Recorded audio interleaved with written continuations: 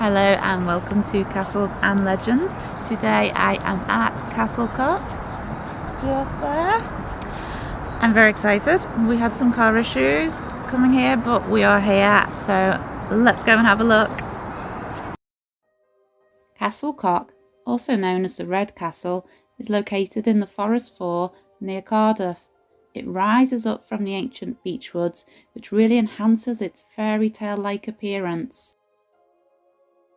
What we see today is actually a 19th century Victorian Gothic castle.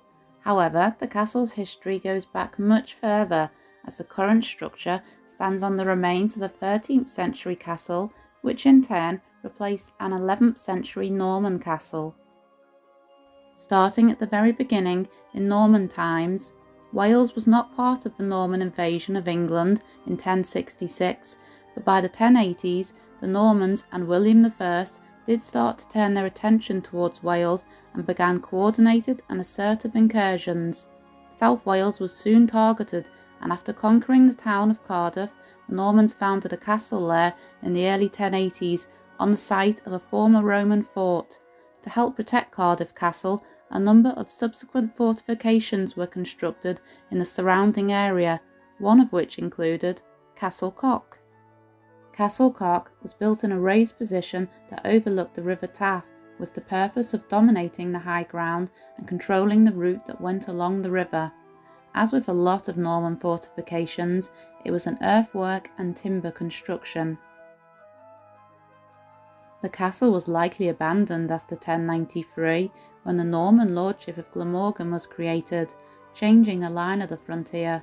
I must also add, there's actually no documentary evidence of this era.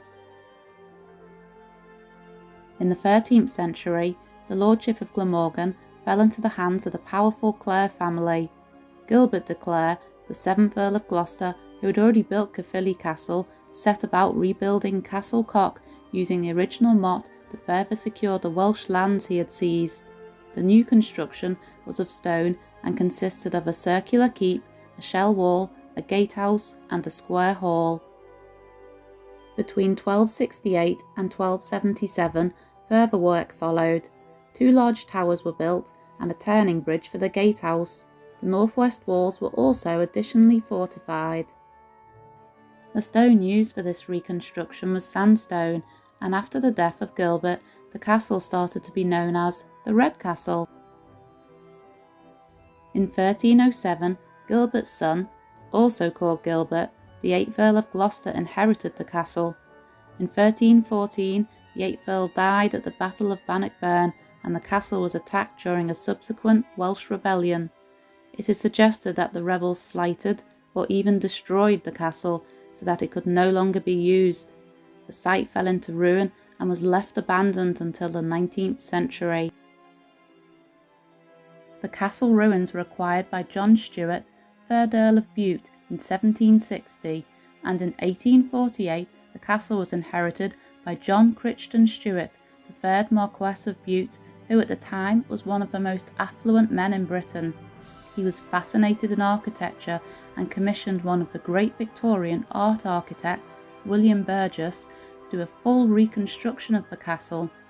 Burgess had already been involved with the regeneration of the nearby Cardiff Castle, and for Castell Coch he was essentially given complete freedom over the construction. The result of this was this fantasy-like Gothic structure that we see today. The reconstruction began in 1875, and by 1879 the majority of the external work had been completed.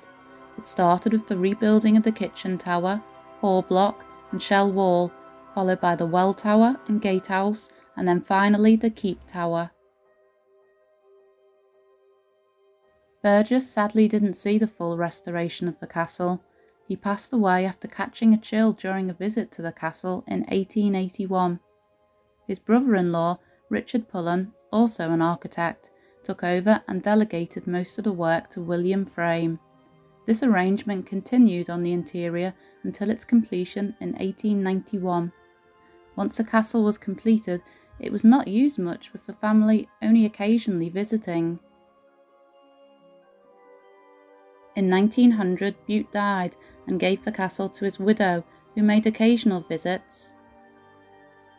The fourth Marquis of Bute, John Crichton Stuart, acquired the castle in 1932, but also made little use of it, and in 1950 the fifth Marquis of Bute, also called John, placed the castle in the care of the Ministry of Works.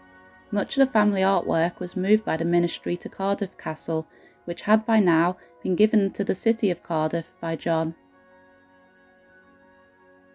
Today the site is administered by Cadwa and has been since 1984 and is open to the public to visit.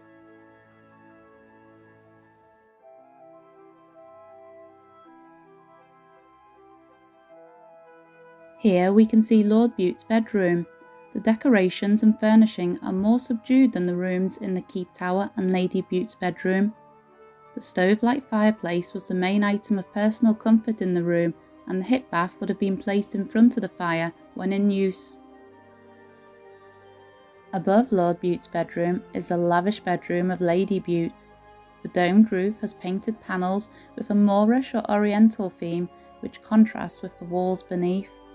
The painting includes monkeys cavorting, which apparently Lord Bute disapproved of this decoration being above his wife's bed.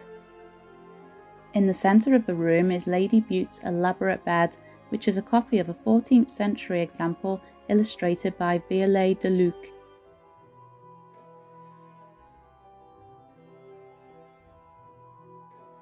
I'm just going to take us quickly back to the drawing room, as this was my favourite room in the castle, with intertwined themes of nature, fantasy and mythology. The wonderful two-storey chimney piece is topped with a stone carving by Burgess depicting the three fates of Greek mythology. The vaulted ceiling is brightly decorated with ascending butterflies and birds.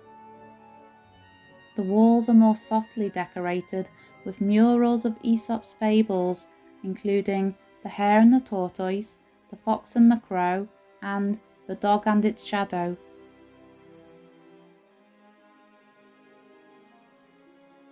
We thoroughly enjoyed exploring this Victorian Gothic castle.